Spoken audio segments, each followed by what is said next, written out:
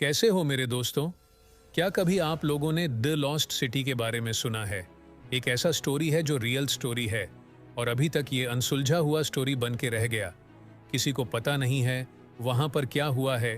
तो चलिए विस्तार से जानते हैं कि वहां पर हुआ क्या है कि यह अभी तक अनसुलझा हुआ है।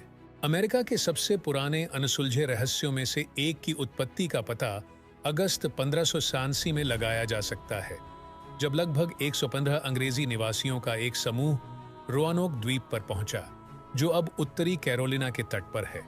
2 साल पहले राणोके पर समझौते के असफल प्रयास के बाद इन उपनिवेशवादियों ने नई दुनिया में पहली स्थायी अंग्रेजी चौकी बनाने का इरादा किया था। उस वर्ष बाद में यह निर्णय लिया गया कि नई कॉलोनी के गवर्नर जॉन व्हाइट आपूर्ति का नया भार इकट्ठा करने के लिए इंग्लैंड वापस जाएंगे।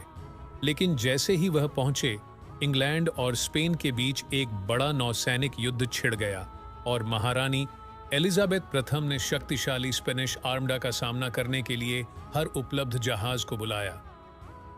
अगस्त 1589 में व्हाइट अंततः राणोके लौट आए, जहां उन्होंने अपनी पत्नी और बेटी, अपनी नवजात पोती वर्जीनिया डेयर, अमेरिका में पैदा हुई पहली अंग्रेजी संतान, और अन्य निवासियों को 3 साल पहले छोड़ दिया था।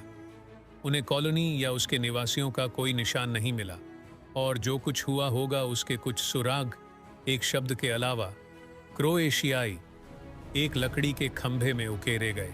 रोनोक की लॉस्ट कॉलोनी के भाग्य की जांच सदियों से जारी है, लेकिन कोई भी संतोषजनक उत्तर नहीं दे पाया है।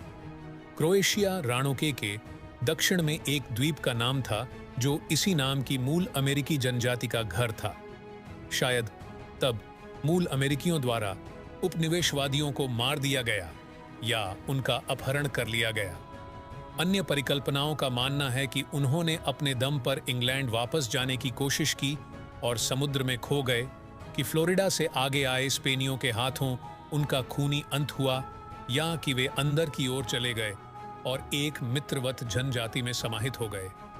2007 में स्थानीय परिवारों से डीएनए एकत्र करने और उसका विश्लेषण करने का प्रयास शुरू हुआ, ताकि यह पता लगाया जा सके कि क्या वे रोनोक निवासियों, स्थानीय मूल अमेरिकी जनजातियों या दोनों से संबंधित हैं। लंबे समय तक रहस्य के बावजूद ऐसा लगता है कि इसके लिए आभारी होने की एक बात है।